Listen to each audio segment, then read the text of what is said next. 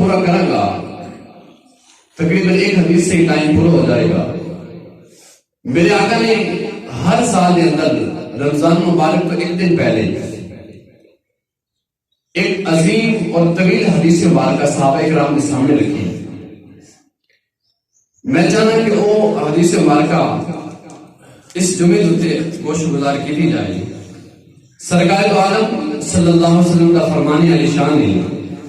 حضرت سلمان فارسی رضی اللہ تعالیٰ عنہ کو مروی حدیث مبارکہ میرے آقا نے فرمایا یا ایھا الناس قد اذلکم شہر عظیم شہر مبارک کہ اے لوگوں تھوڑے ہوئے ایک ایسا عظیم مہینہ سایہ فگن ہو گیا. اتنے معنی کریں گے سایہ فگن ہو گیا, لیکن اگر روزیاں تو پہلے آمد تو پہلے یہ حدیث پڑھی جائے تو معنی ہوئے گا ایک ایسا عظیم مہینہ برکت والا مہینہ تھوڑے ہوتے سایہ فگن ہونے والا. ہن چکے اسی الحمدللہ اس ماہ مقدس کی بہاراں لے رہے ہیں, اس سے اندر لطف اندوز ہو رہے ہیں. فرمائے کہ ایسا عظیم مہینہ تھوڑے اوپر سایہ فگن ہو گیا.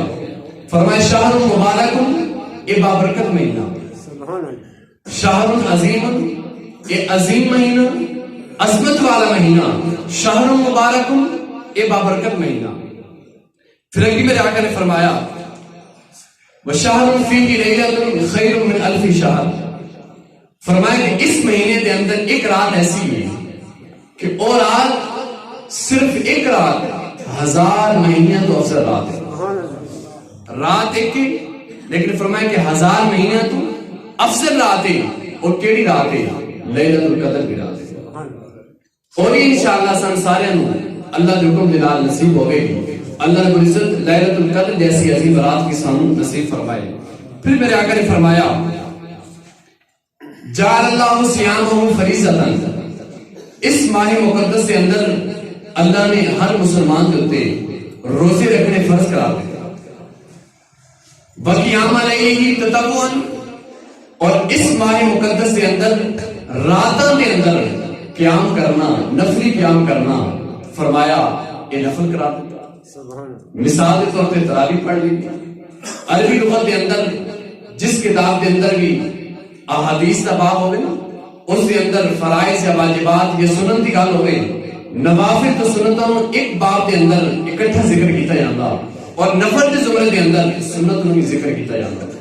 فرمایا کہ رمضان کی راتوں کے اندر نفلی عبادت کرو, تراویح پڑھو, یقیناً بہت بڑا اجر ہے. اور اس اجر کے بارے میرے آقا نے آگے اسی وضاحت فرمائی. پھر فرمایا من تقرب فیہ بخصلۃ من الخیر کان کمن ادى فریضۃ فیما سواہ. فرمایا کہ اسی رمضان شریف کو علاوہ کسی بھی مہینے کے اندر ایک فرض پڑھتے ہیں نا, وہ محض ایک فرض ہے. نفل پڑھتے ہیں, نفل کا ثواب ہے. لیکن فرمایا اگر ماہ مقدس کے اندر رمضان مبارک کے اندر کوئی بندہ مومن ایک نفل پڑھ لے, ایک نفل تو مراد 2 رکعت نفل یہ پڑھ لے, فرمایا کہ اس کا ثواب اس ماہ مقدس کے اندر اللہ اس کو فرض عطا فرمائے گا. بندہ مومن رات میں پڑھے یا دن کے اندر پڑھے گا ایک نفل, لیکن ثواب اس کو فرض ملے گا.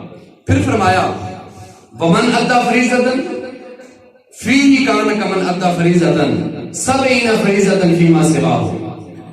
فرمایا رمضان شریف کے مہینے کے اندر یہ نہیں کہ نفل کا ثواب فرض کے برابر ہو گیا, کل ختم ہو گئی. فرمایا کہ بندہ مومن اگر ایک فرض ادا کرے گا, ایک فرض پڑھے گا, رمضان کے اندر ایک فرض پڑھے گا, لیکن رمضان تو علاوہ کسی مہینے کے اندر اگر اس سے ثواب کا موازنہ کیا جائے تو 70 فرضاں کے برابر ہو گئے. اور ایک فرض اللہ رب العزت اس اجر ایک فرض پڑھنے کے بدلے اس کو 70 فرضاں کے برابر اس بندے مومن اجر عطا فرمائے گا. یہ رمضان کی برکت نہیں اور کی ہے, عظمت نہیں اور کی ہے. پھر میرے آقا نے فرمایا وَهُوَ شَهْرُ الصَّبْرِ. مومنوں یہ صبر کا مہینہ.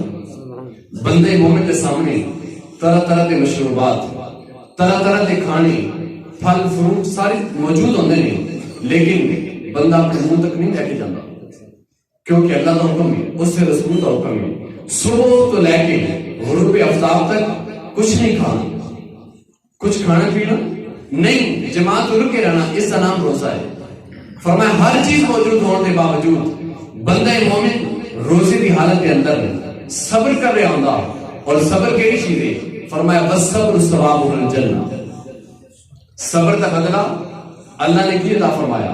فرمایا کہ صبر کا بدلہ میں جنت عطا فرماؤں. اور قرآن پاک کا مطالعہ کیتا جائے بے شمار مقامات ہیں. اللہ نے فرمایا ان اللہ یحب المحسنین، ان اللہ یحب الشاکرین. کتے فرمایا بس نجزی الشاکرین، شکر کرنے والے نو اسی اجر عطا فرماواں گے. احسان کرنے والے نو اللہ پسند فرماتا. لیکن فرمایا صبر کرنے والے کیڑے نے؟ ان اللہ مع الصابرین. فرمایا کہ صبر کرنے والے دے نال اللہ خود ہو جاتا. سبحان اللہ. جڑا بندہ صبر کرے اور یہ مہینہ بھی صبر دا بس صبر ثواب الجنہ. میرے آقا نے فرمایا کہ صبر دا بدلہ اللہ رب العزت جنت عطا فرمائے گا. پھر فرمایا وشہر المواسات، اے ہمدردی دا مہینہ. اس مہینے کے اندر امیر تو امیر آدمی ہوئے ایمان والا، صبح تو لے کے شام تک فقراء دے نال جنہاں دے چولہے سرد ہو گئے، چولہے دے اندر اگ نہیں بلدی.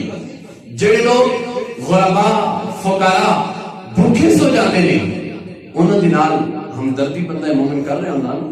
امیر تو امیر بھی ہوئے، سب کچھ موجود بھی ہوئے اور وسعت بھی ہوئے، اللہ نے مال و دولت بھی عطا فرمایا ہوئے، صبح تو لے کے شام تک انہاں دے نال ہمدردی دے ناتے وہ اپنے آپ میں بھوکا گزارتا. کہ اللہ رب العزت نے فرمایا کہ ایک مہینہ مواسات کا مہینہ ہے، ہمدردی کا مہینہ ہے. کہ اگر پورا سال انہاں دے نال تسی تھوڑا ٹائم بھوکا کاٹ کے نہیں گزار سکتے، کم از کم اس مہینے دے اندر انہاں دی ہمدردی کر لو، اس مہینے دے اندر انہاں دے نال شامل ہو جاؤ. پھر میرے آقا نے فرمایا وشہر یزاد فی رزق المؤمن. اس مہینے کے اندر یقیناً ہر بندہ جڑا روزہ رکھتا ہے کوشش کرتا ہے کہ کام تھوڑا کیتا جائے، روزہ آسانی دے نال گزر جائے. لیکن کبھی یہ بھی سوچا کہ پورے سال کے اندر شاید اتنا فروٹ، اتنے طرح کے کھانے، اتنے مشروبات سارے گھر کے اندر نہ ہون، لیکن اس مہینے کے اندر موجود ہونے، کام بھی تھوڑا کر رہے ہونے ہیں. اور اکثر دوست بچوں اس مہینے کے اندر چھٹیاں کرتے ہیں، دکانداری کے بہت جڑا کم ٹائم اس سے جڑا نہ بیٹھتے ہیں. کیا رمضان کا احترام ہو رہا، روزے رکھ رہے ہیں، تراویح سکون دے نال پڑھیں گے، زیادہ دیر کام کریں گے، روزے نہیں رکھے جان گے، تراویح نہیں پڑھی جائے گی، عبادت تھوڑی ہوئے گی. لیکن پھر بھی بندہ مومن اگر دیکھے نا اس حدیث میں میرے آقا نے فرمایا وَهُوَ شَهْرٌ يُزَادُ فِي رِزْقِ الْمُؤْمِنِ. اللہ اس مہینے کے اندر بندہ مومن رزق کے اندر اضافہ فرما دیتا. پھر فرمایا من فطر فیہ صائما کان لہ مغفرۃ لذنوبہ وعتق رقبتہ من النار. میرے آقا نے فرمایا جڑا بندہ مومن کسی مومن دا روزہ افطار کروا لے، روزہ کھلوا دے، افطاری کروا لے، فرمایا ایک اللہ رب العزت اس نے گناہوں کو آزاد فرمائے گا، مغفرۃ لذنوبہ اس سے گناہوں کی مغفرت فرمائے گا. اور دوسرے نمبر پہ فرمایا وعتق رقبتہ من النار، اللہ اس کی گردن کو جہنم تو بھی آزاد فرما دے گا. دو انعام، گناہوں تو معافی مل گئی، فرمایا کہ اس کی گردن یعنی اس کے جسم کو جہنم کی آگ تو آزاد فرما دے گا. اس نے جہنم کی آگ کے اندر جلائے گا نہیں، صرف اس وجہ تو کہ اس بندہ مومن نے روزہ افطار کروایا. پھر فرمایا وَكَانَ لَهُ مِثْلُ أَجْرِهِ مِنْ غَيْرِ أَنْ يُنْقَصَ مِنْ أَجْرِهِ شَيْءٌ. فرمایا اس ثواب اس بندے واسطے کہ اس کے گناہوں کو معافی مل گئی، بخشش مل گئی اور جہنم تو اس کو آزادی مل گئی. کس نے؟ جس نے روزہ افطار کروایا. پھر ذہن کے اندر سوال پیدا ہوتا کہ ایک بندہ روزہ افطار کروا رہا، اس کو اتنا اجر دیتا جا رہا ہے کہ گناہوں کی معافی مل گئی، جہنم تو آزادی کا پروانہ مل گیا. کیا اس کو جڑا اجر دیتا جا رہا جڑا روزہ دار دا روزہ افطار کروا رہا اس سے روزے چ کمی کر کے دیتا جائے گا؟ کیا اس کے اندر کچھ کمی کی جائے گی اور افطار کروانے والے کو اجر دیتا جائے گا؟ میرے آقا نے فرمایا نہیں، اللہ کا خزانہ بڑا وسیع ہے. فرمایا من غیر این انقصا من اجرہ شیء. فرمایا جتنا اجر اللہ روزہ رکھنے والے کو عطا فرمائے گا اتنا ہی اجر اس روزہ افطار کرنے والے کو عطا فرمائے گا. سبحان اللہ.